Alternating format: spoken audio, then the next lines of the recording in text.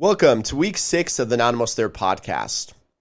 Not too long ago, I watched a documentary called The Exit Strategy, which was produced by Spartan.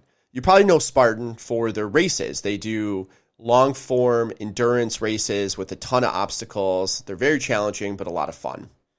The movie features Joe DeSena, the founder of Spartan, and Cal Fussman.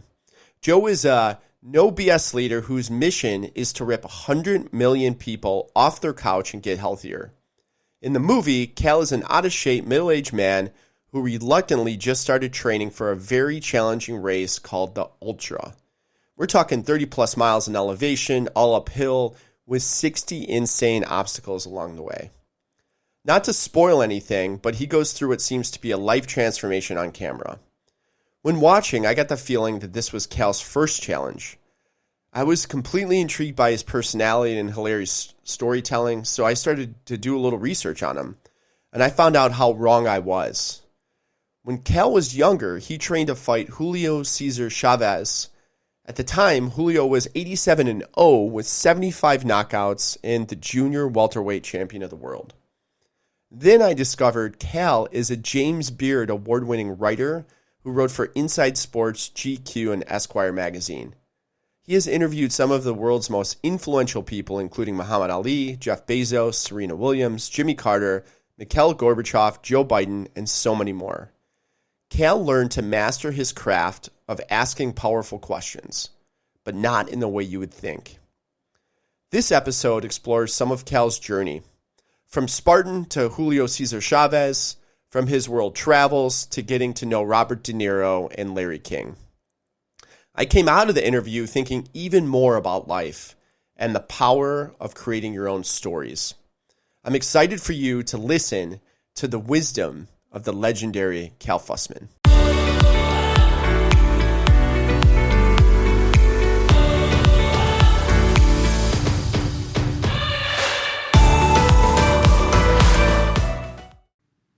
All right, as stated on today's show, I have the one and only Cal Fussman here. Cal, welcome. Thank you. It's great to be with you, Joe. It is such an honor to talk to you today. I can't tell you how much I've been looking forward to this moment, to have you on Not Almost There. You embody this concept that I created called Not Almost There, and that's just that you're constantly pushing your limits, and I cannot wait to introduce the audience who doesn't know you into some of your history and the stories that you've created. But before we go there, you've lived a life full of adventure. I mean, really adventurous. But for now, I have to ask you this burning question. What was harder to train for, your Spartan adventures or your fight with Julio Ceasar Chavez? I got to, as much as I love Spartan and its CEO, Joe DeSena, and they did put me through a little misery there, but training to fight Julio Ceasar Chavez when he was 87 wins and no losses, and I was a 37-year-old man at the time, and I had boxed before, but let's not be ridiculous. Somebody who boxed in New York City Golden Gloves compared to one of the greatest fighters of all time is a pretty big gap. And so I had to go back to the gym and basically learn how to fight all over again. And I got beaten up every day for like 6 months. Because even when I was starting to be able to move and throw punches and duck, people were just so much better than me. Plus, they were like 20 years younger. And I had to go up those steps every day knowing that, there's going to be 4 or 5 rounds of sparring. And as my trainer, Harold Weston, said, You ain't got no friends in there. And so when I got done with that training, I was definitely in the best shape of my life. And it actually, it might have saved my life for other reasons, but that pushed me as far as I could possibly go. So I want to go there for a second, then we have to rewind. When you say it almost saved your life, I know when you were starting your Spartan adventures, you were a little bit out of shape as well. And you have a documentary out that I want to tell everyone about. It is Spartan Exit Strategy. It's on Amazon and iTunes. It's incredible. It's with you and Joe DeSena and your the adversity that you go through training for a Spartan race. But to see you over the course of what it was about 2 years, and how you went from not being able to do a pull up to you're on a beach in California, Venice Beach, and you're doing pull ups and you're exercising with all the people that I've driven by on a bicycle and have watched, and I could have seen you technically. So how did that time period in your life, in terms of you having to get in shape, because it's always harder to get in shape again compared to when you were younger, and you just said it almost saved your life. Yeah, well, that's a different story, but you make a great point. And there's something that you did not see in that Spartan documentary. I was in the beginning, when I was supposed to be training, I was 30 pounds overweight, and it's not stated in the documentary that I had just started a business speaking like around the world. So I was like getting on planes, flying across the country, going to speak, coming back. And like Joe's expecting me to be climbing ropes at this time.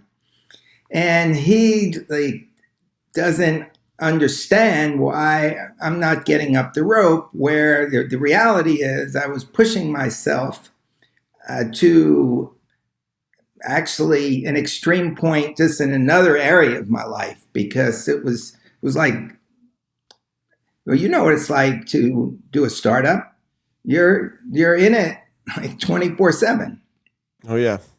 And so it was very frustrating to Joe, because he didn't really understand what was going on in the working portion of my life.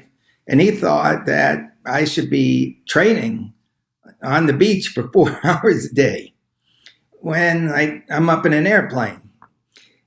And so that has to be considered. Once I was able to carve out the time to start to go to the beach every day and learn to climb the ropes and throw a spear, and it took a lot of time out of my day to drive to places where there were spears and targets to aim at. So it took me a while to get this moving, but I really loved every minute of that. And I actually was arguing with Joe on film, but the reality was that I was often wishing that I could be training while I was flying across the country. And then when it got to the point where you go to the course in Lake Tahoe, where you're at altitude, I mean, you just can't mess around at that point. This is no joke. If you're going to be running at 10, 11, 12,000 feet, you better be in shape. And it was really gratifying to go through this process and just start to be able to defeat these obstacles that are thrown in front of you. And, even in the beginning, when you're crawling under barbed wire, uh, going like 100 yards, you're like ready for it to end. At the end, I could have rolled under that barbed wire for a long time and I'd be laughing because I just got myself into shape to do that. And it's a beautiful thing. And as soon as this pandemic ends, I am going right back to Spartan racing because it just keeps you honest. And that's number one. Number two, unbelievable camaraderie among people. I had someone helping me, little Misty Diaz. You noticed her from the film. She was born with spina bifida. She competes with crutches. Like she finished 5 trifectas in a year on crutches. And when I say a trifecta, there's a 3-mile sprint with obstacles.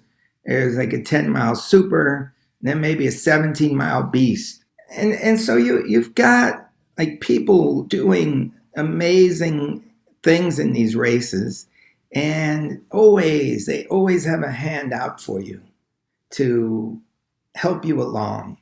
And so it's such a beautiful experience to be pushing yourself while you have people at your side that are encouraging you, and then you start to encourage other people. And I couldn't recommend it more, especially when you look at statistics that are telling us that only 1 out of 4 people in this country of age to enter the military are in the shape to do so. I mean, this is serious. I mean, we are working to a point where we're overweight as a nation, pointed toward obesity. And Spartan is the answer to that. You go out there, you're going to expend so much energy and you're going to feel great at the end of it. So I could not urge you more, as soon as this pandemic is done, to go out and even start with a 3-mile Spartan race, and you'll get hooked immediately. Getting in the ring with Julio Ceasar Chavez is a little different story. Before we go there, I have a quick question about that race to stay on it for a second. So in the documentary, you were doing what looked like the beginning of the death race. I don't know if you were just practicing under the barbed wire. You didn't really do the full marathon under barbed wire, did you? No. That was like that was a bit intense. Well, he basically created a track that was just like filled with rocks. I mean, and it's not like, okay, there's barbed wire up and there's dirt and you can just crawl along. I mean, they're like rocks that are going to dig into your side. And you go around that one time, you get the idea. But, he advertised this race as a marathon, the idea of going, 26.2 miles under barbed wire over these rocks is just insane. And, this is what Joe loves to do. So it was pretty interesting because I knew about you as a writer. Then I watched the documentary, and as I'm watching it, I'm thinking this is your first time going through some real physical thing, because you started off at a certain point, and then at the end it was like a Rocky movie, right? In my view, it was an amazing story.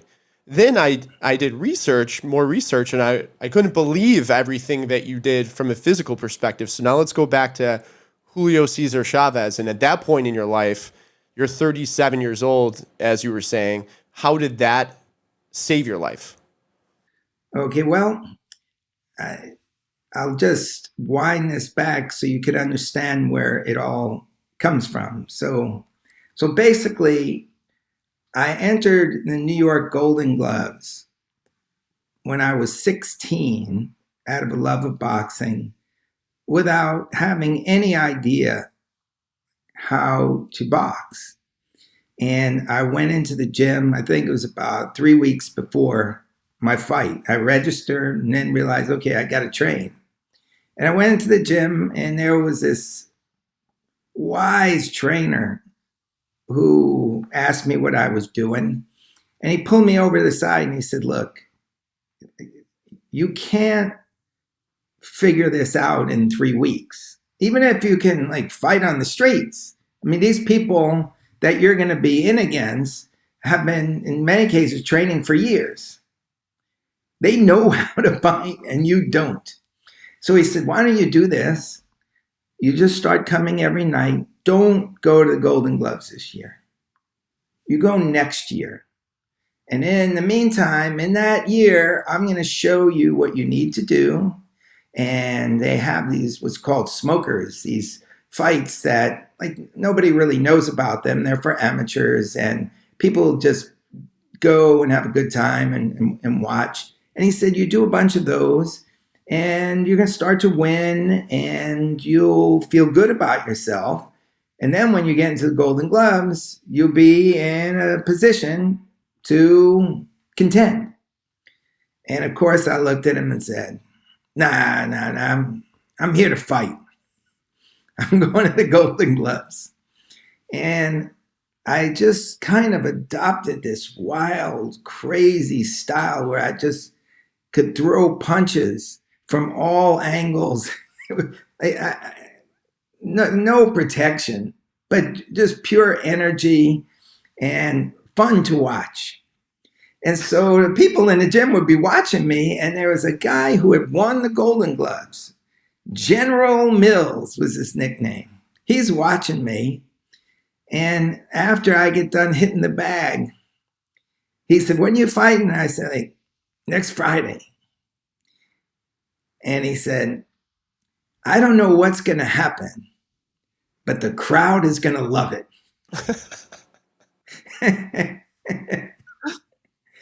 So Friday night arrives, and there's somebody from this gym who's supposed to take me into New York City. I grew up in Long Island to be prepared to fight. And I'm waiting and waiting. And this person is not showing up. So now I can't even get to the fight. I make a phone call and find somebody who's going to give me a lift. And I've got no corner man. I don't know how to fight. I don't know how this works. I'm a complete novice. And I arrive at the arena with a little time to get ready. And I'm told, like, you need a corner man. You can't just get in the ring alone. And so one guy who's nearby and does some corner work said, all right, I'll take you in. And so I said, okay. And I got all dressed. And the place is packed. And as I come out, it was right around that time in the early 70s. And it was not long after when Rocky made the movie. You know, it was like The Great White Hope. And most of the other fighters on the card were either African American or Latino. And the audience had been largely white for years, and they kept coming back. And so all of a sudden, I come out of the dressing room, and I am like Rocky Balboa. It's like, whoa, the Great White Hope is here. And everybody is going crazy. And I'm stepping in the ring, and I'm looking around, and I almost can't fathom what is going on because there's like such a roar from the crowd, and I'm looking around, and now I got to go fight. But it's almost like my mind is curious as to what's happening. Instead of being focused on the fight, I'm like wondering, where am I? And so I go out to the center of the ring, and kind of tap gloves with my opponent. And at that moment, like I could just look at his face and know this guy has been doing this for 8 years. He was everything that the trainer told me on that first night was like right in front of me. You do this for 8 years, you turn 16, then you go in the gloves. And so the bell rings, and my style is just to go after him, just throwing these crazy punches. But it's almost as if like I'm looking around, looking at the crowd. Everything is a kaleidoscope. And the next thing I know, I see like 3 fingers in front of my eyes. And then I hear like 4, 5, 6. And now I'm like completely awake, say like, whoa, how did this happen? And so I get to my feet, and the ref says, "Are you okay?" Checks my gloves, and then this fighter comes in at me again, and I see his right hand come back. And just that moment, the bell rings. I have no idea what's happened in the whole round, but the bell rings. I'm saved by the bell. I go back to my corner, and now I'm awake. And I know, like, my father's out there. He's bought his friends. This is like a huge, I can smell the humiliation. But I know, okay, I'm all right. Go get him. Go throw punches. That's what you can do. And the referee comes over, and he's saying to me, like, are you okay, son? And I'm just telling myself, I'm going to throw a punch. I'm going to knock this guy out.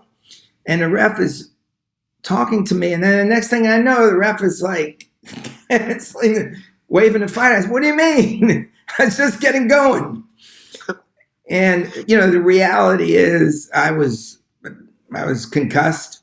And the referee said, like, "You had enough, pal. Come back another day." And so my dad takes me home, and it's a terrible humiliation.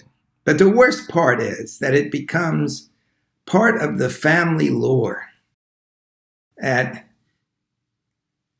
any time somebody comes to meet me,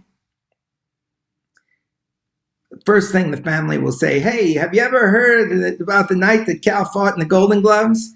And then elaborate on the story to get a good laugh. And like I endured this for years and years and years, right?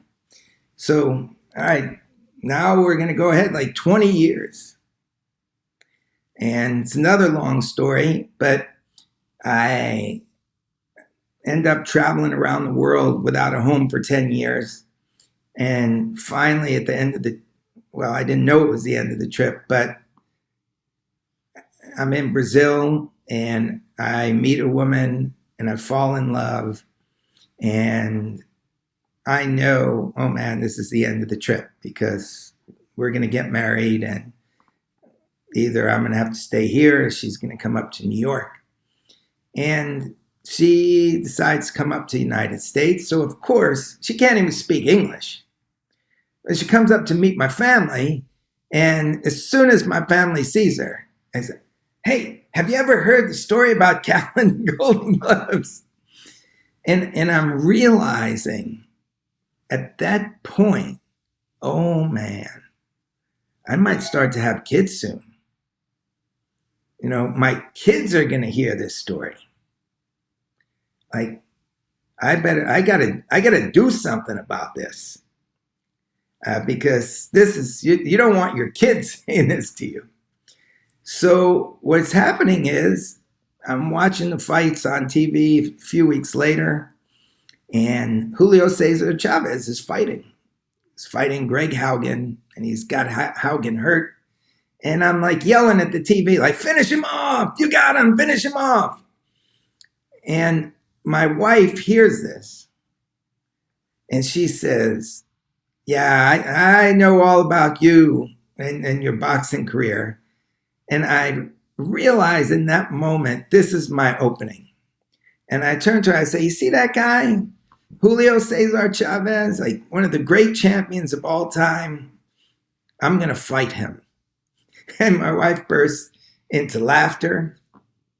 But I'm realizing that if I can fight against Julio Ceasar Chavez, whatever happens is going to sound better than the Golden Glove story that my kids are going to hear. They're going to be hearing about how their dad is in the ring with the greatest fighter, the greatest Mexican fighter of all time. And so at that point, I was working for GQ magazine. And I went in to my editor, a guy named David Granger. And I said, do you think you guys would buy it if I could get in the ring with Julio Ceasar Chavez? And the editor said, I'm going to have to talk to my boss about this. So he goes to talk to his boss.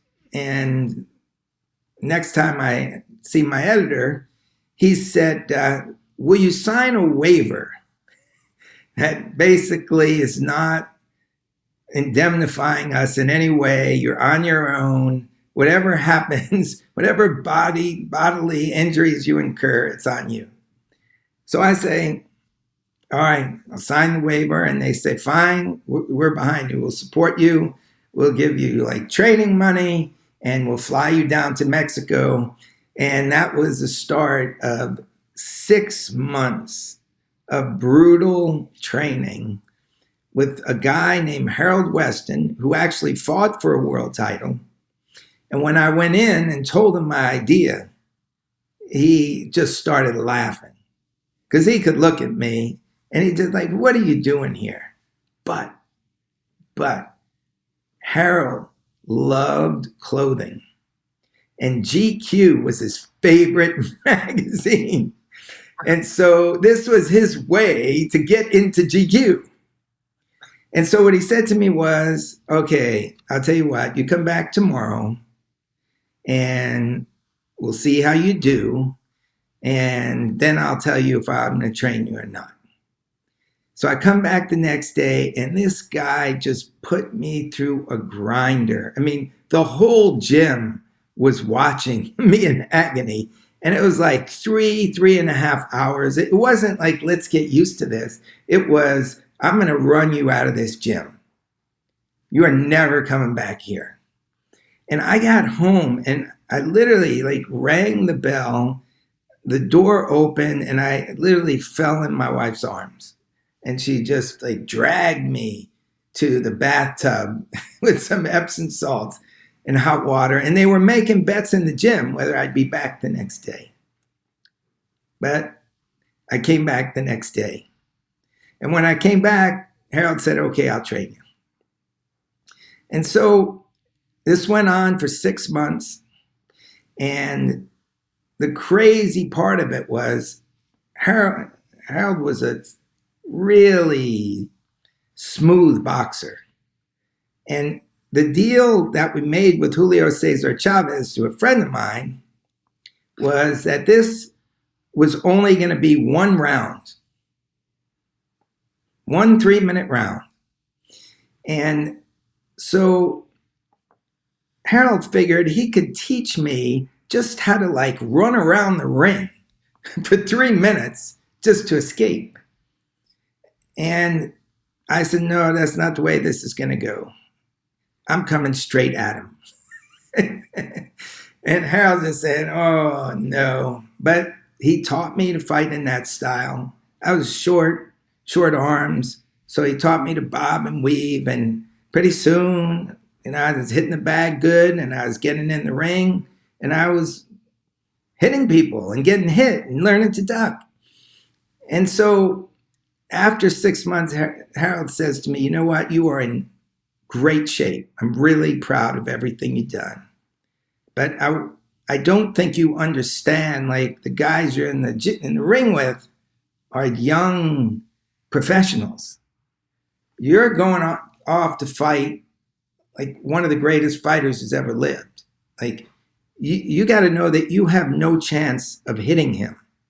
There's no punch you can throw that he's going to let get by.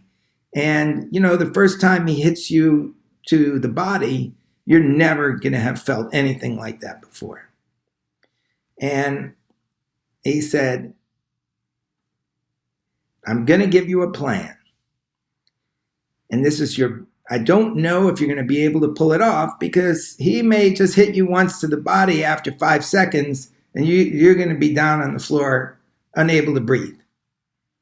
But he may just want to see how things, what you got, and move around with you for a few minutes. If that happens, he said, I want you to throw a left jab, a right hand, and a left hook.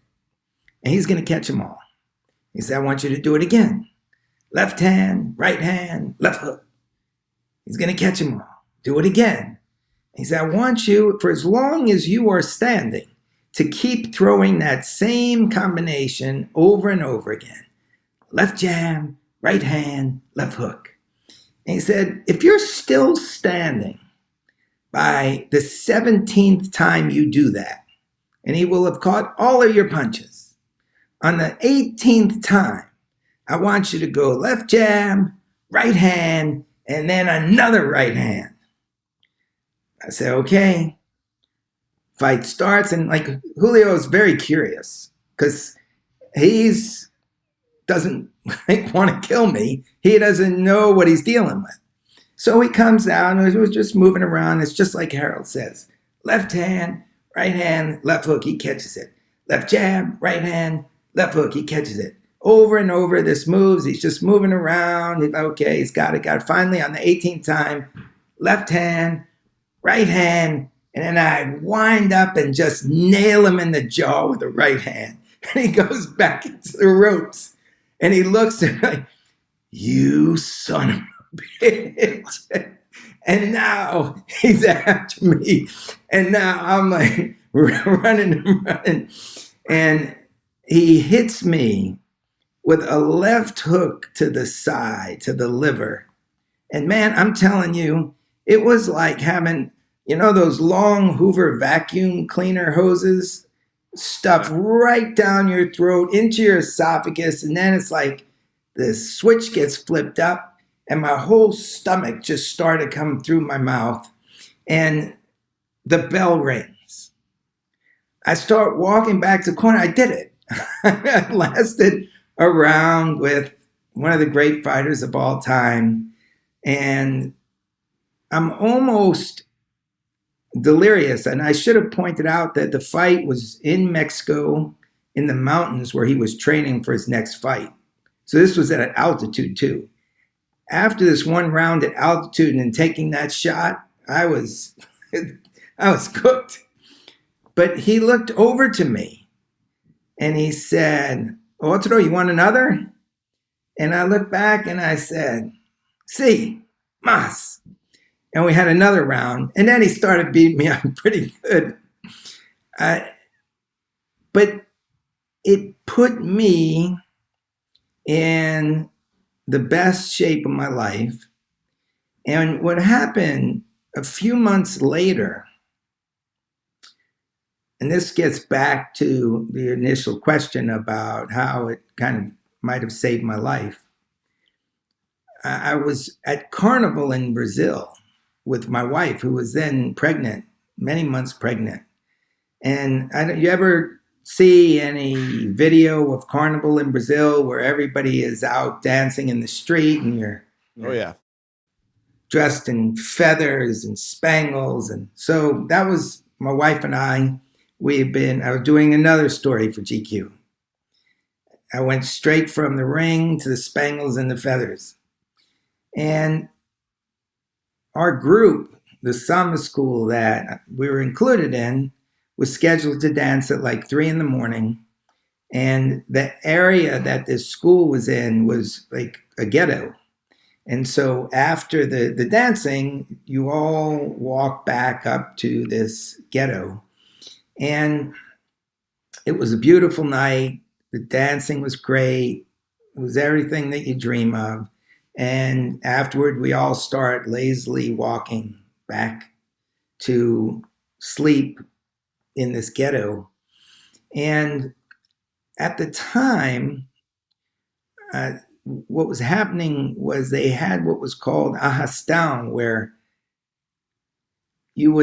young kids who like had no money, or they're like kids in gangs, would line like each side of a bridge, and they would look to see somebody who might have money, somebody they could rob or whatever. And then all at once they would attack. And so what happens is some of the people that I was walking with from the area, who knew the area, they got scattered. And one guy in particular, Toko, he went below the bridge to take a leak. And after he's done, he comes back up on the bridge and he sees one of these ahastans setting up. And I'm like right in the middle of it, the gringo. And my wife is kind of next to me. My wife was next to me, and she's 6 or 7 months pregnant. And now I'm looking around and I realize what's going on. And I know, man, like this is it. And so I say to my wife, go to, like, get it away from me because they're coming after me. So you just go off to the side, and I'm going to go to the other side.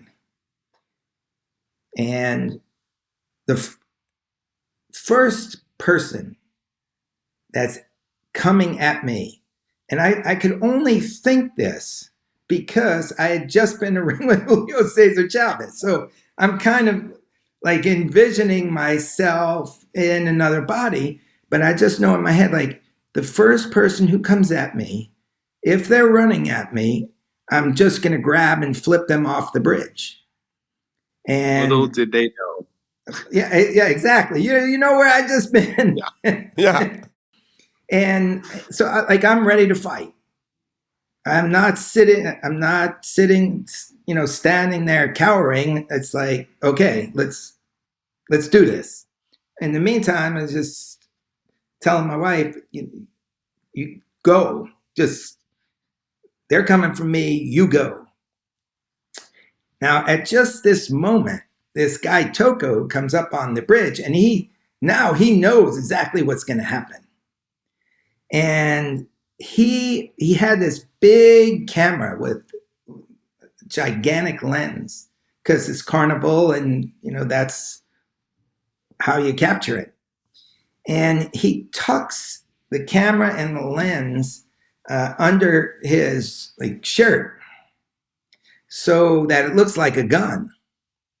And he races right in front of me, all the while yelling at his friends. And then now they're all around me, and Toko's holding what looks like a bazooka, saying this guy's with us, he's our friend, leave him alone. And there's this standoff, at which point, Toko and his buddies are saying, Cal, get to the other side of the bridge as fast as you can, we'll deal with this. And they basically came to an agreement that they weren't going to fight because they didn't know if Toko could blow up everybody's head off. And I basically, maybe it would have happened the same way if I had not been in the ring with Julio Ceasar Chavez. But I know that communication is 10% the words we speak, is 30% your tone of voice, and it's 60% your body language. And even though I was the gringo dressed in spangles and feathers, there was something coming off me saying, okay, let's go. I get it. Let's fight. And it just might have slowed up the attack because they didn't quite know what to make of the moment and when to attack. And in that time, Toko got up and they all saved my ass. And so we now have a 26-year-old son who survived, and we got a story to tell about it. That's incredible. I mean, that confidence level had to be so different, though, even though you said, yeah, I probably would have handled it. Just knowing what you went through. And now you're faced with these hoodlums, that are coming at you. It had to be just at a drastically different level, even if you didn't realize it at that moment. But that's great. One of the things I was going to tell you is I had a similar story. I'm kind of living your journey in a different way. When I was younger, I too was in a boxing competition, and it was my first one, and it wasn't Golden Gloves yet, but I had been training at the Chicago Park District, and my coach, I'm 2 months into this, he puts me in this match at this country club, and I'm pretty young and cut at this point, and I come up on stage, or before I go up to the ring, I see these two guys in front of me, and they're practicing, and I'm like, oh my God, I hope I don't fight them. And they're so quick, they're going at each other, and I was just like, that's like, those guys are too much, man. That's crazy. I'm not ready for that. Right in my mind, I was psyching myself out. So those guys fought each other. It was a great match. And then I see my opponent. My opponent's like twice the size of those other people, and I could tell this guy has been doing it for a long time, just like you. Oh man. Saw that. And my whole thing is, I just don't want to get knocked out. I just don't, So as soon as I start walking up to the ring, all these bets, it's a country club. It's all guys. They're throwing these bets, and a lot of people are betting on me just because of my looks, but I didn't have any experience whatsoever. And I didn't have any family members with me, but I remember this so vividly. The match starts. This guy is just toying with me the whole time. Like, I couldn't even barely touch him. And I get through the first round, get through the second round. He's hitting me so hard in the head, but I'm just like, I can't get knocked out. I can't get knocked out. I might have landed like 2 or 3 punches. At the end of it, I ended up making it through. I think he probably felt bad more than anything. The crowd's like booing me at this point. I get back, I get back on the bus. I go home, and I realize I can't hear. Like, my right ear, man. I couldn't hear anything for like 3 days. And I didn't have insurance. I was younger, and I didn't go to the doctor or anything. I'm like, I just hope my hearing comes back. It was like the craziest. You couldn't hear anything? Well, it was muffled. Like, my right ear was really muffled. It was bad, but it started to get a little better. Like, day one, really bad, and then it got better over time. I'm absolutely fine now, but it was a kind of a crazy moment. I was just immersed in that experience. So fast forward to now, I've always been thinking about that, and I just see these guys in the crowd that were booing me as I was leaving. So I said, you know what? I just turned 43 this year. I'm going to learn jiu-jitsu and be in a jiu-jitsu tournament. And that's my goal. So it's not Julio Ceasar Chavez. I'm not fighting in the UFC or anything, but I'm like, I want to be in a tournament and learn that skill. And when I heard your story, I was like, that's incredible. That's exactly like, you just have this like inner voice saying you have to redeem yourself. You just have to do that in your life. And I'm like, I might as well do it now. So it should be an adventure. You know what? I really am glad you're going on this journey, because in the end, you're going to feel so happy. No matter what the accomplishment is, it's not even about winning or losing at that point, because it's really about you looking inside yourself and understanding something about yourself that the whole story is about. And I could just tell you're ready to go on that journey. So you're going to have to keep me updated and let me know. I will. It's going to be a lot of fun. In listening and reading all of your stories, the one question I ask, because I don't know the field very well, but is it usual or unusual for a writer to immerse themselves in all of these things like you have? Back when I was writing, There was a writer named George Plimpton. I don't know if you've ever heard of him. Uh, he sort of made a living doing these things. He became a quarterback for the Detroit Lions during preseason, and they made a movie out of the experience called Paper Lion. And he went and played hockey. He got in the ring with Archie Moore, who was then light heavyweight champion, or had been light heavyweight champion. So there were examples to pull from. I don't know if people do it as much now, because what we had back in the day is magazines enabled me to pull off these dreams. They enabled me to go to Rio de Janeiro and dance in Carnival, get in the ring with Julio Ceasar Chavez, run the marathon in New York. There was a beer that I loved in Belgium called Triple Affligem. And I found this beer when I just started to travel around the world in the early 80s. And I forgot where it was made. I just knew the name. But there was no internet back then. There was no way for me to find this beer. I would, when I got back to the United States, I would go look for it, and it was impossible to find. And I thought, oh, I love this beer so much. It's my favorite beer ever, and I'll never be able to drink it again. And then after I got married, right after I fought Julio Ceasar Chavez, I was walking around a place that distributed beer and wine, and I stumbled upon a case of this beer. I couldn't believe it. I literally dropped to my knees and was hugging this beer. And I thought, I've got to get to the people who import this so they can tell me how to get more. So I called them up and they said, oh my goodness, we'll wait till the people who make this beer hear about this. You got to go over and see them.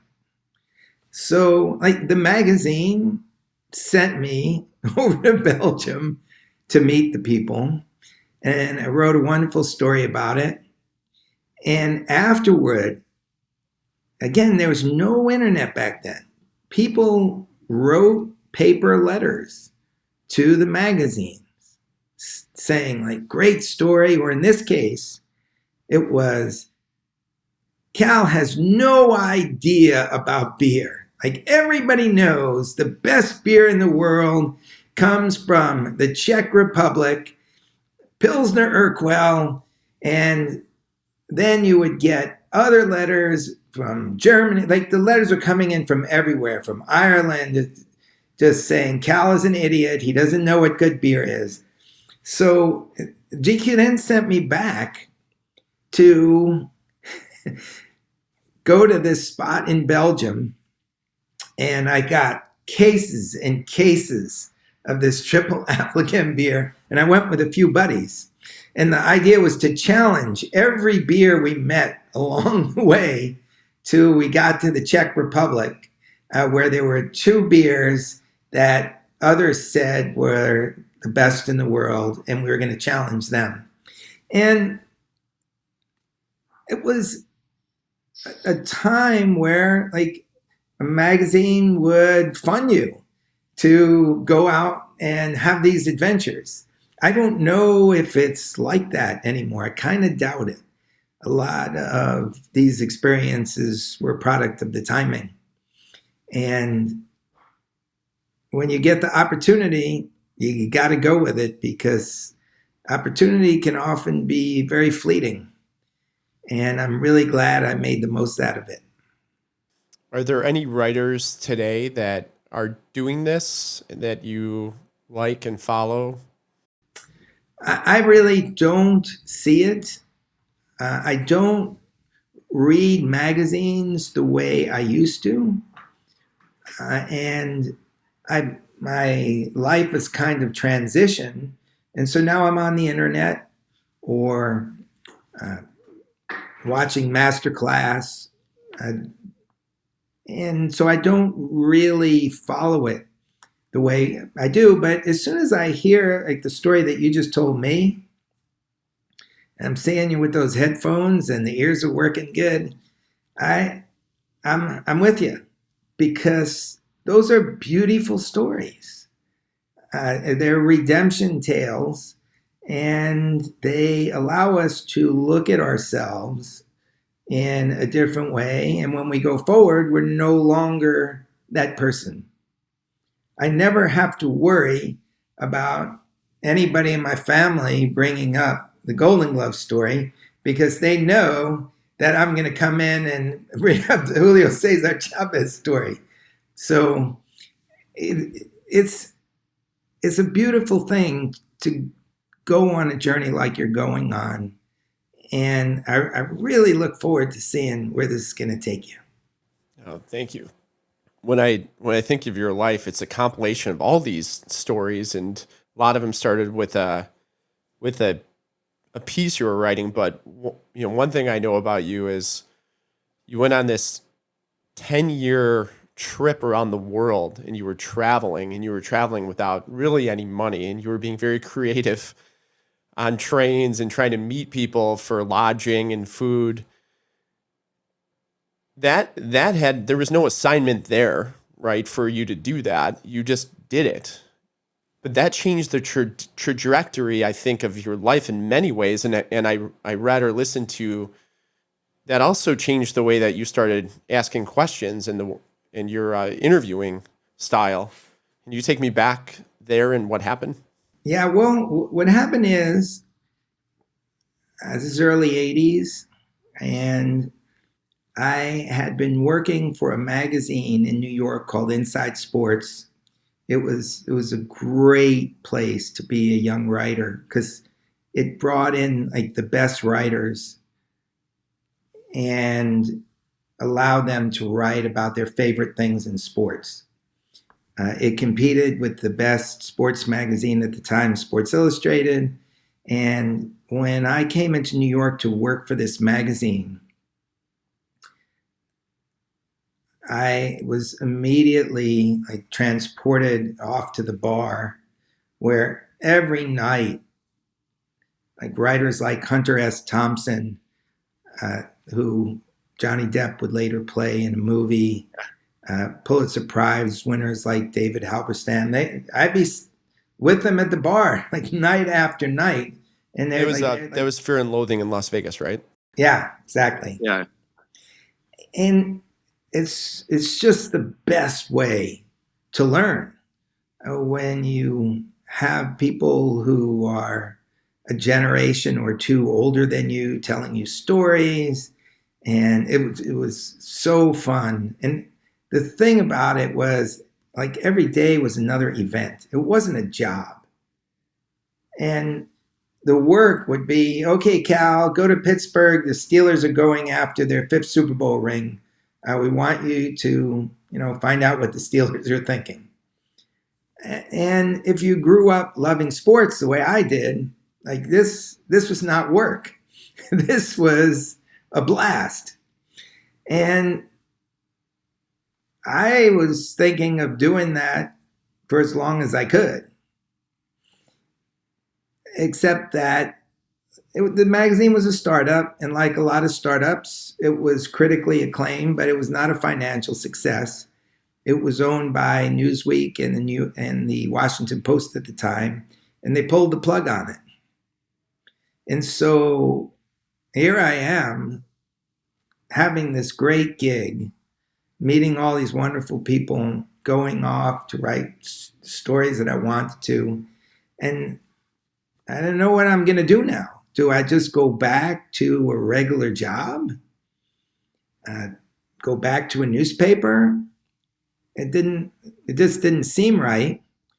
So what happened is I just called up my mom and dad and I said, I think I'm going to take some time off and do a little traveling.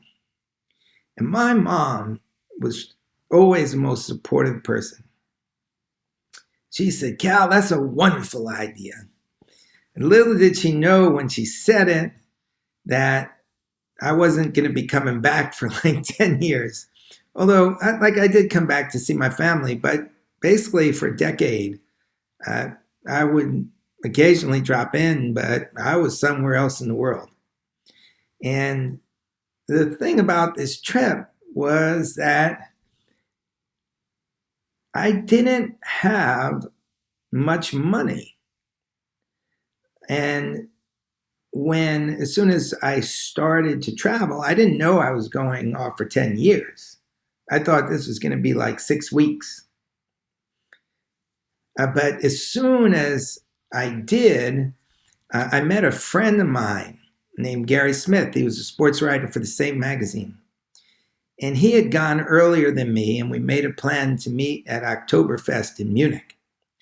And before I got there, Gary had stopped in Italy, and what he had done is gone into a bus station and said to the person behind the counter, "Where's the next train going? Like, I want to take it. I don't, just tell me how much it's going to cost, and I'm getting on the train."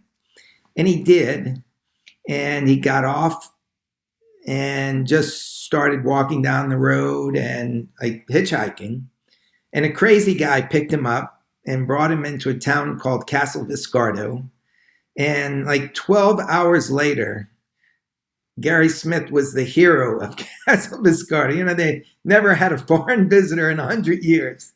Everybody, Gotti, come here, drink my wine. And so he has the time of his life. He stays there for like 6 or 7 days. Then he comes to meet me in Munich, and he's saying to me, like, you got to come back to Castel Viscardo in Italy and see what this is like.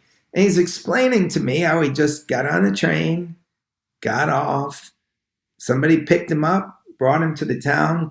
And the next thing he knew, people were like giving him the keys to their apartment. In fact, the first night, somebody said, "I got to go to Rome. Here's the keys to my apartment. You just stay here and I'll see you when I get back." And so I said, my God, what if I could do that? And that was what set the trip in motion. I would just get on trains without knowing where they were going and look for an empty seat. Now, it's interesting because as I'm saying it, what we're talking about here is communication. I'm walking down that aisle on that train or that bus, and I don't have money to stay in hotels. So I need somebody on this train to invite me home. And now I've got to look and find just the right empty seat, and a conversation's going to unfold. And at the end of that conversation, I need them to invite me home. And I'll tell you how seriously I took this, how high the stakes were. I'm walking down that aisle and I see a beautiful woman, no rings on her fingers, beautiful young woman, could be a supermodel. She's smiling right at me. I just walked right on by because I knew there was no way that she was taking me home. But if I could find the 88-year-old grandma in the back, that could be the winner. And I can tell you lots of stories about all the grandmas that invited me home. And not only grandmas, but I've had like 10-year-olds invite me home and introduce me to their parents. And I basically would be invited into somebody's home. It would turn into a party. they would invite their friends and family, and now their friends and family would invite me to their home. And so I started to be basically passed from dinner table to dinner table to dinner table. And that is how I got around the world. But to your point, by the end of this, I had really learned how to communicate, often without the use of language, because I could be in a country where I didn't speak the language. And now we're communicating through charades. And 10 years of that changed the way I interviewed and allowed me to see communication very differently. So when I came back to the United States, after I met the woman who had become my wife and settled down, I started to work for Esquire magazine. And that's when I started to, and I'm sorry, my cat's gonna look at me a little every time. I'll tell you a funny story about this. I was interviewing, and cat came at the perfect time. I was interviewing the actor Robert Duvall. You remember him, the consigliere from The Godfather? Yeah. Or if you ever saw The Great Santini? Yeah. So I go out to interview him, and as we're talking, he says to him, you know what? Your photographer's going to come over in a little while. I'll take him out, and I guarantee you what happens. I've got this horse named Manu. Every time this horse sees me with a camera around, he's always trying to get in the picture. And so the interview wraps up. We have a great time. I leave. He goes off to be with the photographer. And a few months later, I pick up the magazine, and there is Robert Duvall in front of the corral. And this horse, Manu, has got his head right in front of Robert Duvall's. So I've told Sophie the cat the story, and now you understand Sophie's appearance. What factors did you look at? Did you have some sort of spider sense to know who to sit by? I imagine after a while there was a formula maybe, or was it just pure gut? It's pure gut, but we're finding out is your gut actually is sort of like your brain. And when your gut talks, you got to listen to it. And like after a while, I knew the people who were going to ask me what hotel you're staying at, trying to gauge if I had any money. And like when I traveled around the world, I looked pretty poor. That was kind of the idea. They're like, nobody's going to think of robbing you when it doesn't look like you have anything. I just had a little pack, some T-shirts, extra pair of pants, and didn't even have a camera for much of the trip because, quite stupidly, I didn't at the time want to make the experience inauthentic in any way. And I thought if I pulled out a camera and I started taking pictures, it would take the experience to another place. People start posing. You know how as soon as you take out a camera, people start posing? I didn't want that. So I just want to be living in the moment.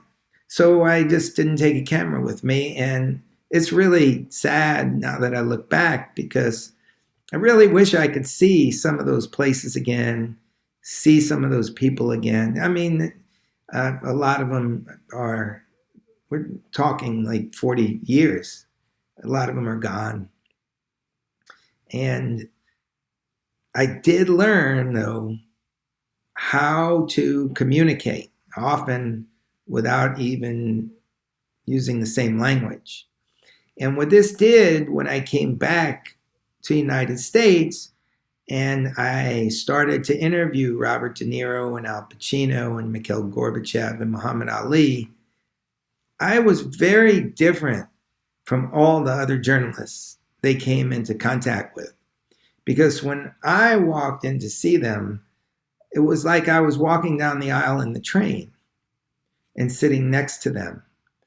And nothing, there was no artifice to it. There was no setup. I had not come to take them down or look for something hidden. I was just very curious the way I was when I was on the trains and the buses.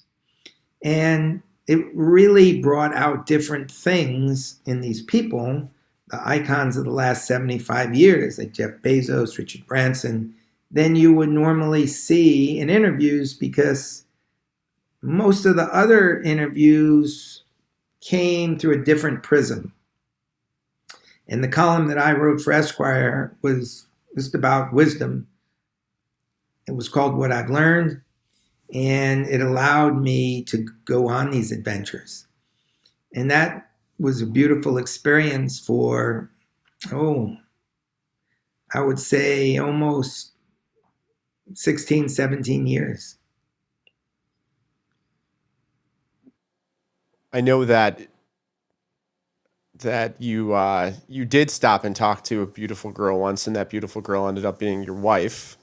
But before we get there, I do have a question on the folks that you interviewed. Was there an answer that really surprised you from a question that you asked? And I know that's a loaded question because there could have been many, but was there one that sticks out in your mind? Well, what really sticks out in my mind are the surprising things that happen after the answers came out. So I'll give you an example. And this is a great story for anyone who's got a family and has not documented it. And it goes back to my interview with Robert De Niro. And at the time, De Niro had a reputation as being a very distant subject in an interview. Didn't like doing interviews. But he was in a lot of movies. And I believe contractually, every time a movie came out, he was obligated to do some press. And Esquire basically made the arrangement to put him on the cover. And so he was obligated to put in a few hours to do the cover story. But he didn't want to do the interview. And so what happened is I knew a lot of people, when they found out that I was going to interview him, were saying, "Oh, Cal, this could be tough, and not an easy interview." And so I went not understanding anything that was going to happen. Nothing. I only thing I knew was this could be tricky, and it looks like we're doing it in his office upstairs. This was in downtown New York. And my concern was that he would be behind a desk and there would be blockage between us.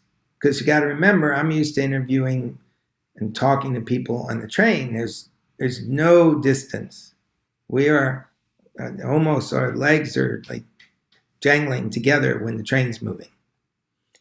And being behind the desk and me on the other side was going to create distance. And I knew it was going to be hard enough to get through to him under any circumstances, but now I was contending with that. So I'm downstairs and I am waiting to be summoned up. I think I was supposed to go up at 3:30 or so, and it's 3:45 and 4 o'clock. No Bob. 4:15, 4:30, no Bob. And I know he does not want to be interviewed. He doesn't like it. And now it's staring him in the face. And finally, at 5 o'clock, the publicist comes down and says, Cal, I'm sorry, but it's not going to happen today. But why don't you just, I don't know when we can do this, but why don't you go upstairs and just say hello? And then we'll see what we can figure out going forward. So I said, okay. And now I'm actually kind of relieved because there was nothing I could do. I'll go back to the office. They'll say, how was it? And I said, didn't happen. But I go up the steps and I go in his office and he's feeling, you could tell he didn't like having done that to me. I waited for an hour and a half and nothing happened. And he starts to apologize. I said, don't worry. You know, I really didn't want to interview you in your office anyway. Then, in fact, I'm sorry. I was really trying to get in here. I said, in fact, I didn't really even want to interview you at all. And now he's kind of looking at me like, you know how De Niro could get those squinty eyes, you know? Yeah. And I am looking at those squinty eyes and he's saying like, what's going on here? I said, what I really wanted, I just want to break bread with you.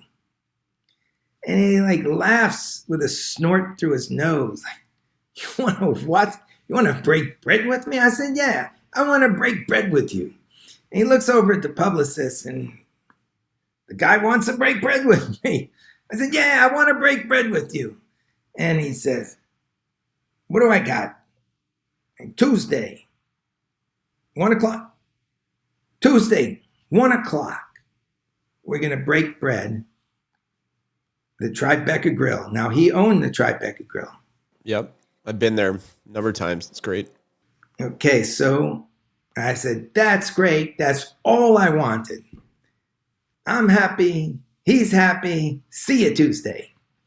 So, come back on Tuesday, and I'm feeling great. I walk in, and he hasn't arrived yet, but I said, you know, I'm here to see Bob. And he said, oh, go over to his table. And they sit me down, and I just start looking at the menu. His dad was an artist and had like painted the cover of the menu. And I'm going through it, and Bob sits down. And the beauty of this is it's now gone from me sitting on a side of the desk with him on the other and me asking questions to me going through the menu saying, like, what's good here? And he's like, you like clams? Oh, I love clams. And now he's saying, oh, just leave it to me. And now he's like calling over the waiter, and he's got antipasta coming, and wine, and salad, and meat. And it's beautiful. And the amazing part of it was because I'd said to him, I just want to break bread, the interview got lost. We were clinking glasses, and I'm just happy to be with him. And then one of the things, and this probably applies in your work, one of the most important things you can do is make somebody feel comfortable. If you can't make them feel comfortable, then they're going to, I should get my camera a little fixed here. Yeah, they're going to do one of these numbers, and it's just going to be harder to reach them. So I said to him, you know, Bob, look, I told you, I just want to break bread with you. but I got to do this interview. So here's what I'm telling you. If there's anything I ask, anything at all, that you feel is intrusive or bothersome, annoys you, just let me know and forget. Because I just want to break bread with you. And I said, don't worry, ask me anything you want.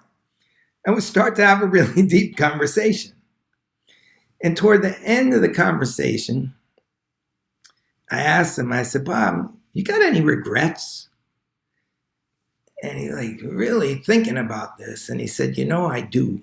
And he said, I always wanted to get my family history.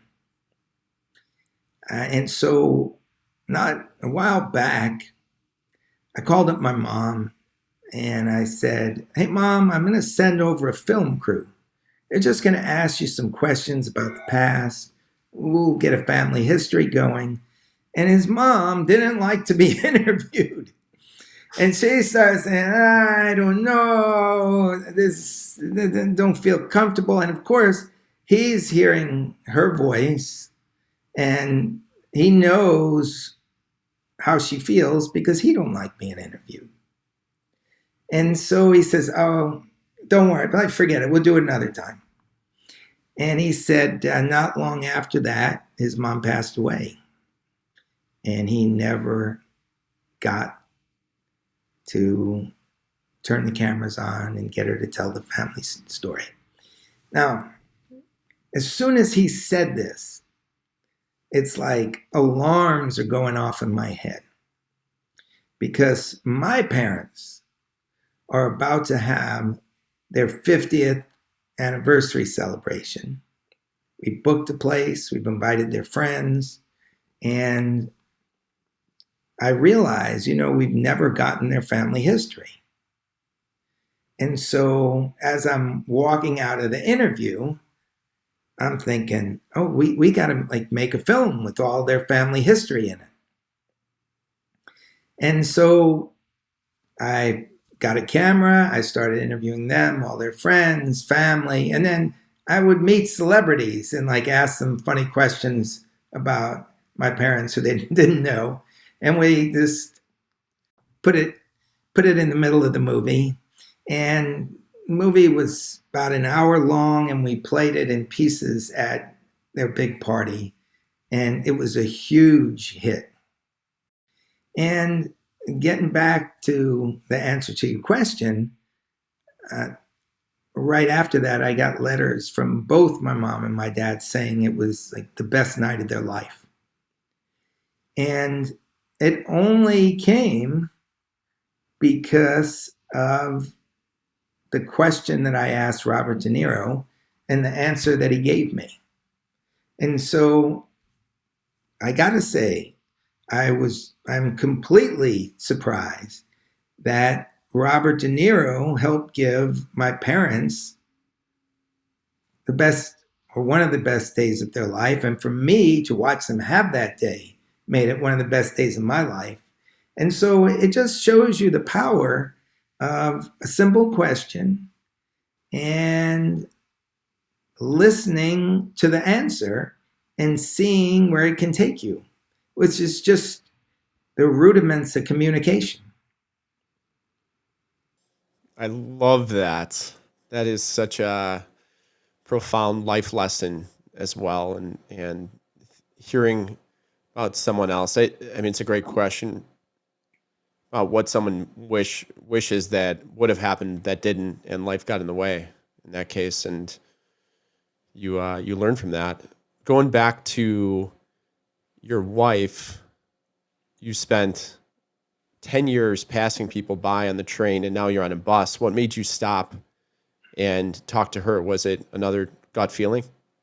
So what happened is I am in Bolivia, middle of Bolivia, and I get a call from the Washington Post Sunday magazine saying, Cal, we're doing a story about beaches around the world. See, this is what I'm saying. I don't know that this is happening now, where you can be in the middle of South America and you get a call from a magazine said, we're doing a story about beaches around the world. Is there a beach in Brazil that you would like to write about?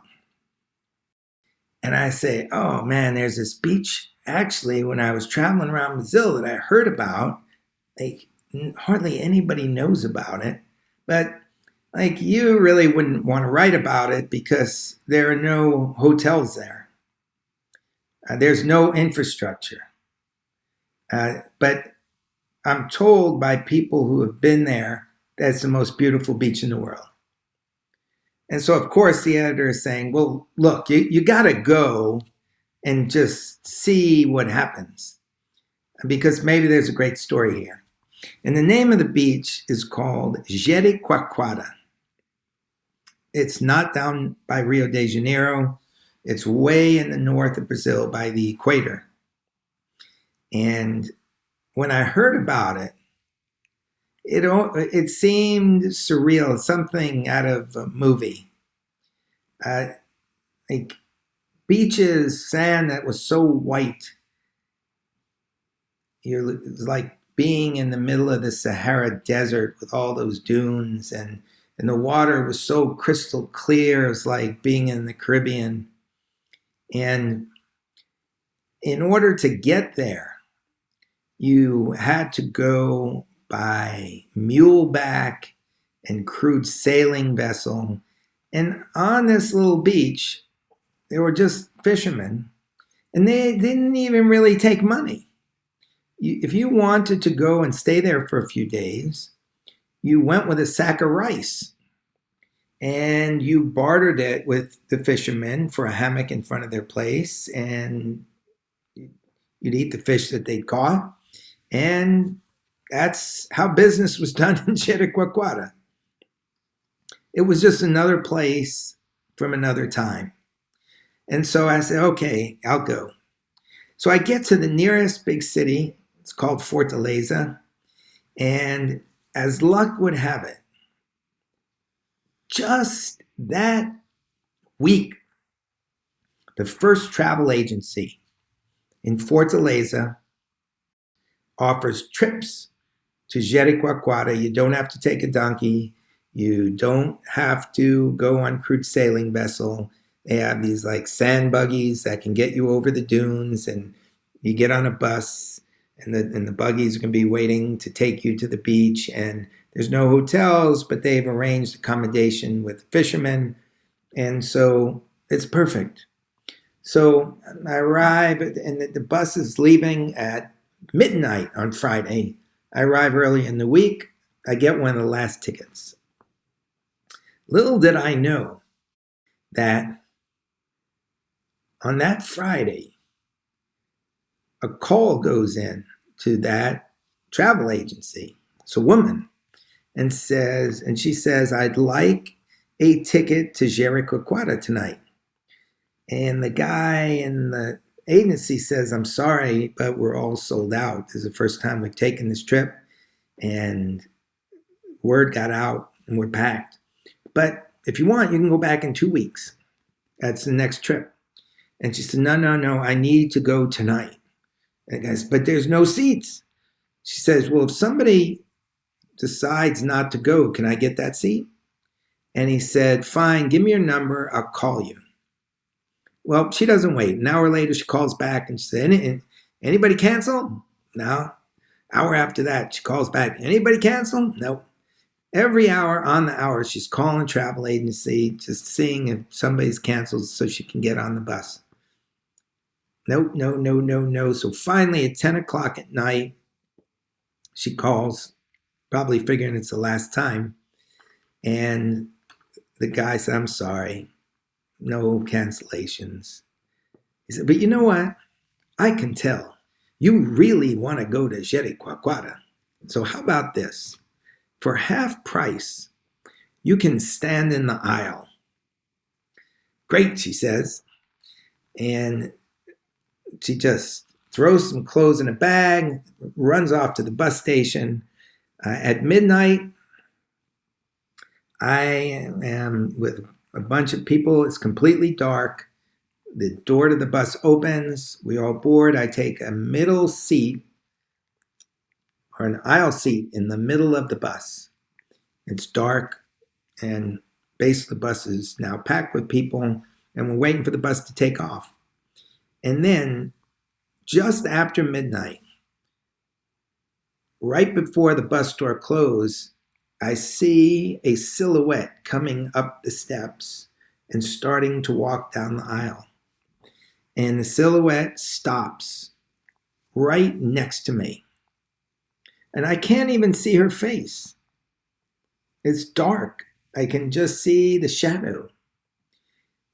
And I look up and I just knew. There she is. There she is. And of course I said to her,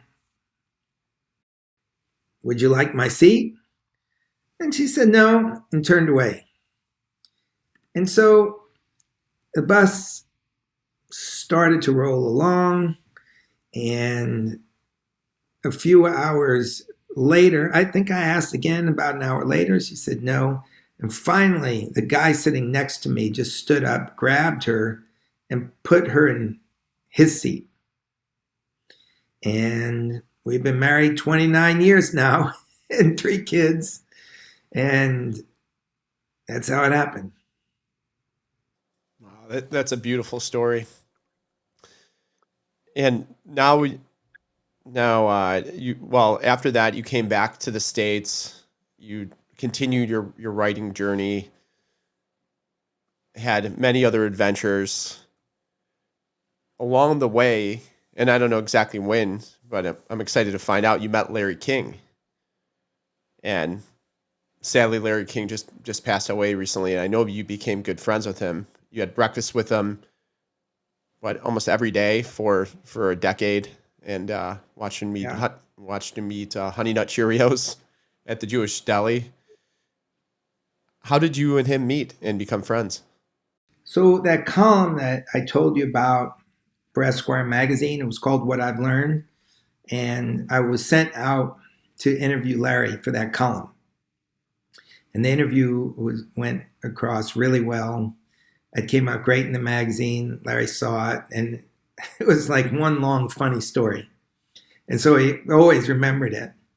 And I think about 6 or 7 years after that, it turned out we both had the same literary agent. And the agent and I were talking, asking each other how we're doing. And the agent said, well, it looks like we're going to be doing a book with Larry King. And I said, oh man, I've spent a little time with him, and I can almost write the proposal right now without even having to talk to him. And so he called up Larry. Larry remembered me. We got together, and Larry said, come on out to Los Angeles, and we'll research the book. You can research the book, and we'll write it.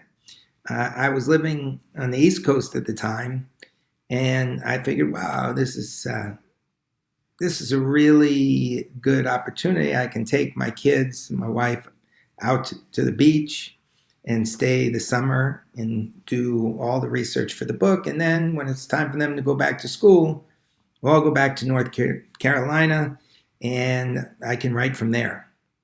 And Larry invites me to breakfast in Nate and Al's, and he's got all of his buddies from New York at the table. And I immediately become like part of the gang. And one of the crazy things that happened, everything is timing, is it took a while for the contracts to get done. And so Larry didn't want to get started until the T's were crossed and the I's were dotted. And so as we're just becoming friends, but I don't really have the hardcore material to go back and write the book. And just at the end of the summer, just about the time we're supposed to go back, the contract comes through, and now I've got to stay there to interview him to get the information to put in the book. My wife and kids say, we don't want to leave you, and so we decide to stay in LA. And that was the start of having breakfast with Larry every day for like 11 years. And it was an amazing mentorship because while I learned to interview, I never interviewed with a microphone, never interviewed with a camera. And Larry would take me to his show every night, and he would put me off right on the side of where he was interviewing. It was just out of the range of the camera, but I was able to pick up everything that he was doing. And so you can imagine, and that lasted for about a year and a half, 2 years at CNN. And so I was just having a mentorship, like at the midpoint in my life, with somebody who was one of the best communicators like ever on the planet. And I was also starting to go with him to dinner, and he did a comedy show, a 90-minute comedy show. Not many people know that he would have been a comic had he not gone into radio and broadcasting. And I started to observe the way he spoke on stage. And over time, all the things that he was doing, I was just kind of breathing in. And after a while, life moved me in the direction where the magazine started to have trouble. And I was asked to speak. And as soon as I got up on stage, it was like I immediately knew what I was doing because I'd been watching him for 10 years. I've been watching him walk on the stage, talk, walk off. I was with him the whole time. So I just transferred it through my own body. And that's right around the time that I started to go out and speak.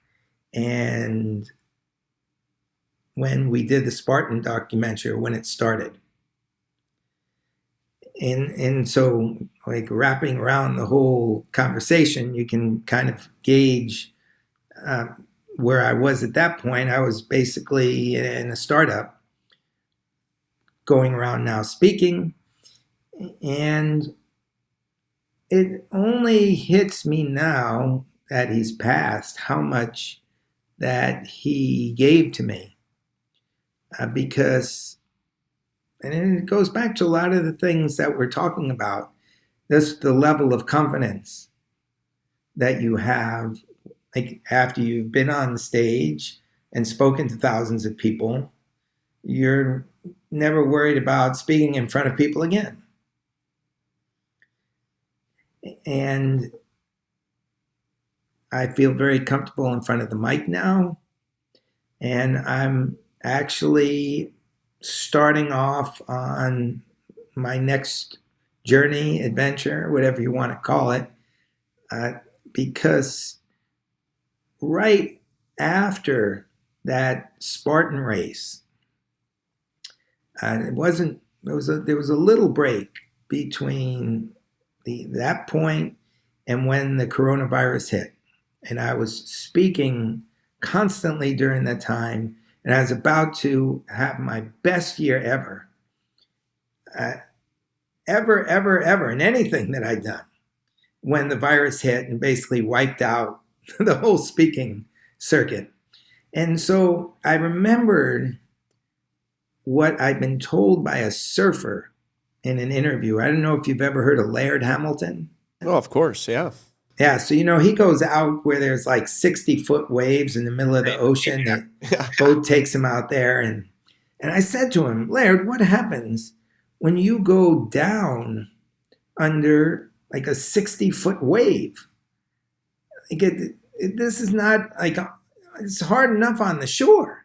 This is in the middle of nowhere under all that energy. And he said, I'll tell you what I do. First thing that I do is I close my eyes. I don't even waste any energy trying to see. I want to conserve as much energy as I possibly can. I let my arms kind of go limp at my sides because I know the ocean is going to ragdoll me like I'm in a washing machine. And it's going to take me where it wants to take me There's nothing I could do about it. There's no sense in fighting. And he said, and the way he described it was really beautiful because he needs to breathe. But the way he described the ocean was the ocean breathes too. Tide goes in, tide comes out. And there's going to be a moment under that water, if you can hold out long enough, where the pressure is going to come off. And the moment you feel that, the moment the ocean communicates that to you, that's when your eyes open and that's when you go for the surface. And so I put that in my pocket as a piece of wisdom. And as soon as the coronavirus hit, I said, I'm going Laird Hamilton here. I just lost all my bookings for a year. It's you can fight and get angry and mad. And I said, I'm not going to get mad. I'm fine. And I'm just going to listen to what's going on around me and wait for the moment to rise. And I start listening and I'm hearing about all these companies that are furloughing their employees, firing their employees. And look, I understand that the business is drying up, but at the same time, people are now losing not only their income, but the health insurance that is often tethered to their jobs. So they got no money coming in, and there's no health insurance at the time of the greatest pandemic in 100 years here. And I just thought to myself, you know what? This is wrong. I don't advocate any plan. I just know it's wrong. That the country, we should have a safety net. The country should be taking care of each other at this moment. Yep. And I had spoken at hospitals and at hospital associations over that time period. So I knew that healthcare was in trouble. I knew that every day on average before COVID, a physician in the United States committed suicide. Now that number may be twice. The average age of people who can go into the military, I knew that only 1 in 4 was in shape to enter the military. And I knew that doctors, when they started to talk to their patients, couldn't get beyond 10 seconds of listening to a patient without interrupting because they were under so much pressure to get the appointment done in a certain amount of time to get to the next patient. And there were just huge lapses in communication. And so I said, you know what? I've got hopefully another 30 years here. What if I spent that time just trying to reshape healthcare in this country? And I just got on my podcast and said, here's what I'm doing. And the craziest thing about this, you would have expected people to say, like, Cal, you don't know anything about healthcare. You're a complete novice.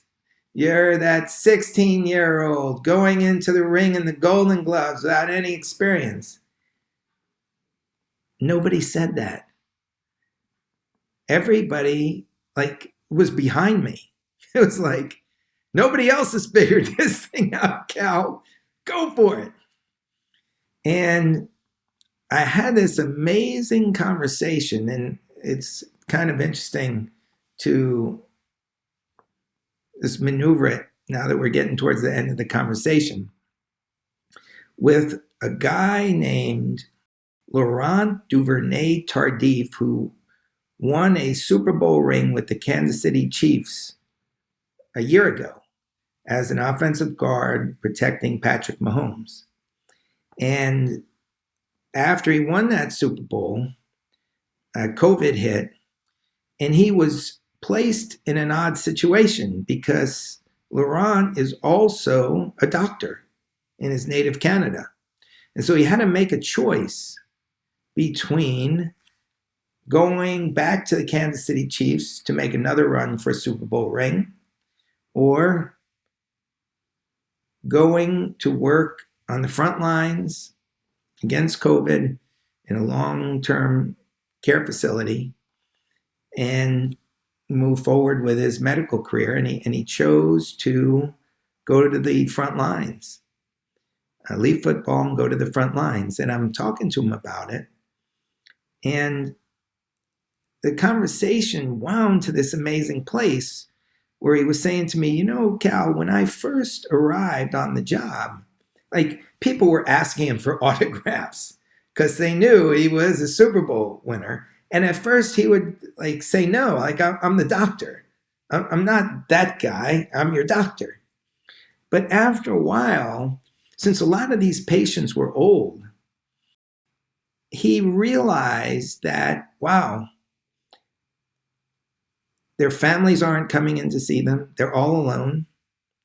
And they're not going to be leaving this facility. Either they're going to, if they get COVID, they may die, or they can stick around and eventually that's probably going to be their last stop. And he realized that what they needed most was to be communicated with. And it changed his entire look at what he was going to do in the future. He realized that, wow, I've got this platform. I should be using what I've learned in medicine as a way of communicating with large numbers of people, as opposed to seeing like 8 patients a day. And as he said this to me, the word communication just flashed in front of me, because I realized that all the problems that I was seeing in healthcare could be seen through the lens of communication. I'll give you an example. You go into the hospital and you ask, how much is this going to cost? You never get an answer. It was, we'll send you the bill.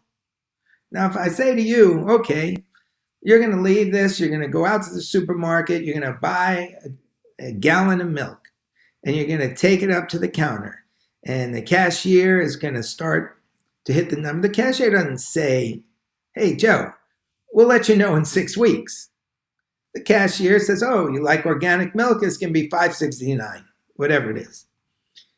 And I just realized that the failure to communicate is what is embedded in so many of these problems. And it was wild because Larry passed away the day before I spoke with Laurent. And so up to that point, I saw what I was trying to do in healthcare, like talking to people, putting them on my podcast. But I always looked at myself as the 16-year-old who was in the ring. I mean, it's the same thing, like the night that you got clobbered and went home and couldn't hear. I was over my head. I didn't know what everybody else knew. But that's the best, though, because it's a fresh perspective. Exactly. So you're zoomed out.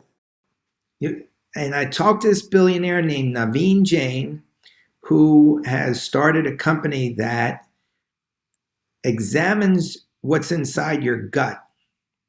It's called Viome, like to do saliva tests, and they can tell what your body needs. The idea being that your gut is going to be different from my gut, your friend's gut, your sibling's gut. And this test can tell you this is what you should be putting in your body. And he said to me, Cal, I want you to look at it this way. experts can never really fix anything. They can improve it 10 or 15%, but only somebody who comes in from the outside, the novice, the person who doesn't know anything, and asks a question that makes everybody say, oh my God, we never thought about that. That person can make things 10 times better using that outside perspective that you just identified. And so this all happened in like 24 hours. Larry King passed away, and Laurent told me that story about how communication was the most important thing he learned in his year on the front lines. And the podcast finished, and he must have heard something going on in my head, because this hardly ever happens. In fact, it's the only time it's ever happened to me. Sometimes somebody will very nicely say, Cal, send me the podcast when it's going out, and I'll send it out on social media. Laurent didn't say that. He said, you know what? Can you send me that podcast? I want to listen to it. It was almost like he could tell something was going on in my head. And it was, because I realized in that moment that he had like thrown a block for me. And now, like, I'm out there running in the Super Bowl of problems. And Larry has taught me everything about communication that he could pass on. And I'm going to see this problem through the lens of communication. And as soon as I started telling people in healthcare this, you should see their faces like, oh, man. And there's this line from the movie Cool Hand Luke. I don't even have to set it up. It just stands for itself, where Paul Newman is told, what we have here is failure to communicate. And I just knew if I looked at every problem, and this probably applies with every industry. Every business. Every business. If I could solve those problems, I could make massive changes in the world. And so that's where we are right now. I've been given this beautiful mentorship of 12 years and this great block by a Super Bowl lineman. And now I am ready to go out in the world and change it through better communication. I wish you could see my office walls. We created what's called tenants. You obviously know what tenants are, but we put them on the wall. And this is probably a year after I created the company in 2012-ish. And number one is to communicate effectively. That's the number one tenant on the wall. Wow. Number Look one. At this. If only I had met you years ago, Jim. I would have had to go through all this. Yeah. The company is 650 employees now, and communication, number one, hands down. The communication with clients, with employees, and effective communication at that, right? You can use Slack and all these tools, but there's too much sometimes. By the way, I do want to say the Big Questions podcast, the tribute you did to Larry King and the Mappo story, I was listening to it late at night. My wife goes to sleep a few hours before I do because I'm still working. My brain's going. So that's when I start to wind down, and I'm listening to the podcast, and I just start busting out laughing, like out loud. And she's like, to the point where I woke her up. It is so good. It is so good and so eloquent the way you did it. Larry would be proud, my friend. Like it was awesome. I shared it with a bunch of people. I highly encourage anyone listening to this to listen to that because it's so funny. Thank you so much, Joe. I really appreciate this. I have a few. And I'm so happy to hear about the first tenant. It's just more support. I probably could do this in any field, but It sounds to me like healthcare needs it the most, although maybe not. You'd have to tell me. Well, the rest of the tenets, just to let you know what they are. Number 2 is to be transparent. That's a challenging one when you have to deliver bad news. To be transparent is tough. 3 is to learn. You always got to be curious and learn. 4 is to innovate, and that's how we were able to grow as an organization. People knew us for innovation. And then 5, one of the most important is to give back, and that's what I think I mentioned to you, or you heard about Refuel, the conference I put on, but that was created for my employees initially, and now this last year we had 10,000 people tune in virtually. That's a blessing from COVID. Like, it was an in-person event. I would sell it out. And we raised last year when it was in person, $35,000 for a local food pantry. This year, because we touched more people, we got 560 donations in 2 hours. We raised $85,000. So it's it's still like meant for the employees in the company, and it's not marketing or anything. It's stories like this. It's people that inspire others, and it's one of the best days of the year for many, many people, because it starts off their next year right. And it's called Refuel because you go the entire year and you're just burnt out. You're putting in your work for either your family or yourself, but you're not really giving back to yourself ever. It's just go, go, go. So that's why it was created. And those tenets are something that, we still live by today and we look at. So as you go down this journey, maybe some of those other ones will help, because transparency in the medical field needs to be improved just by your example. Yeah, there you go. I mean, everything you said, they're literally my tenants now. I'll put them up on my wall and I'll give you full credit. I appreciate that. A couple quick questions. I know we got to wrap up soon because you have to go, but how important is it to smile? It's huge, depending on the situation. Some people, I remember reading that Osama bin Laden criticized his son for smiling. And, kind of tells you where his mind was at. And I just think when you authentically smile, I know for a fact you are releasing chemicals that other people are picking up on and making them feel welcome. So not only are those chemicals telling you that you're happy, it's telling other people, and it's just a huge part of communication. Again, communication is 10% the words, 30% your tone of voice, 60% the body language. So that smile is 60% of what you want to say. When I read your columns and things you wrote, I could feel a smile in there. And that's one of the reasons why I asked that question. The second, and by the way, these are random. Has there been a quote that you found in your life by someone that has touched you in a certain way? If you go to my Twitter column, I call it a column, but every day I put out a new quote. And it's very much what the style was in the What I've Learned column. It was just wisdom that people had picked up. And I was just thinking about this the other day. It's what I've done with Twitter. I hardly ever tweet out other things. I don't comment on what's going on. Every morning I put up another quote.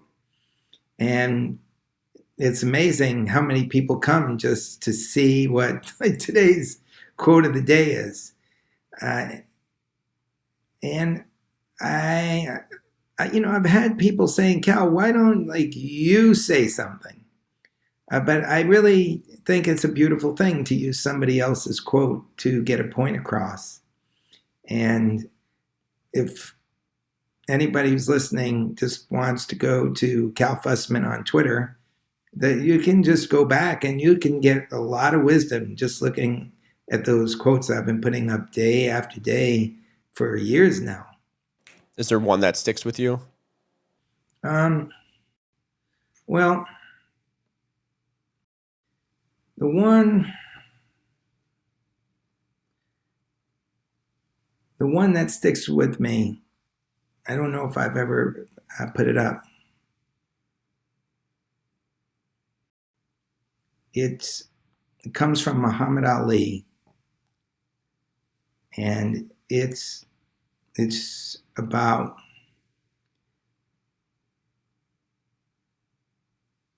understanding whatever situation you're in, you have some resources to get out of it. And I'm thinking here because I don't want to mess it up. And I've got like a few quotes that are spinning around in my head, and they're all competing to come out.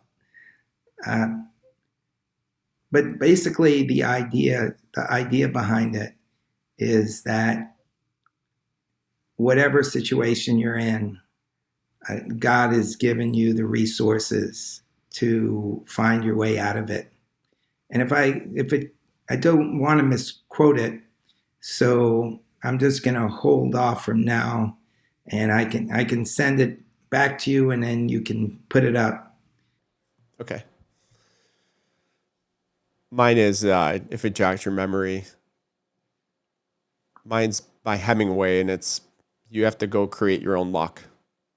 I love that one because everything you've done, and I think about Cool Hand Luke and the challenge. Remember the egg challenge in that movie? And oh man, yeah, the last one. So for those of you who haven't seen that, I recommend seeing it. But he kind of throws out this own challenge, and I think he's the one that creates the challenge to say like, "Hey, I'm going to eat 50 eggs," and everyone's betting against him. But he's creating his own adversary, creating a story, and he's learning from it. But it's all of those things that you can sit back and not do anything and watch reality TV, and you're not really creating your own luck. But when you do what you're doing and you put this stuff in the world and you're having these conversations and you're fighting Julio Ceasar Chavez and working with Joe on the Spartan race, training and doing it, like you're an epitome of that, which is great. But that's why I created this podcast. It's like you put it out in the world, you're creating something that doesn't exist, and every one of your stories have done that. Well, thank you. I appreciate it. I'm sorry I can't come up with that exact phrasing of the quote. I'll send it to you after we're done. You can put it in the intro or the outro. No, I will. I'll overlay it in this section. Okay, I got it. You found it? I got it. God will not place a burden on a man's shoulders knowing he cannot handle it. Love it. There you go. I'm glad I was able to pull that out. There were a few other quotes there circling around with it, but and expanding on that though, if you think about that, and I know you have the deep meaning of that, it's like when you face adversity, you may not realize what's happening, but then all of a sudden you open a door to something anew, and then that creates another door, and it may be really dark and murky in that area, but at the other end of it, you look back and you're like, that is why that happened. And I know you had said like you wouldn't change really anything in your life because at that moment, at the exact time and on that bus is when you met the love of your life. And if anything had changed before that, it would have changed that time and you may not have been there. That's exactly right. And we're on to the next chapter. And as we say this, I actually got to go because somebody is waiting for me at 5:01 here. But I want to say thank you. It was a beautiful conversation, Joe. And I love your tenants. And I hope to see you down the tracks. Hope to see you at a Spartan race. And I hope to see you doing something magnificent with jiu-jitsu. And I just want to leave you with one compliment, the balance that you have to do everything that you did and be the father and husband you are, was amazing. Just to hear everything you've done with your kids and being there to watch your kid kick the football, and that's something I'm aspiring to daily. So thank you very much for your time, Cal, and I hope to meet you in person soon. Let's do it. All right, take care. Thank you.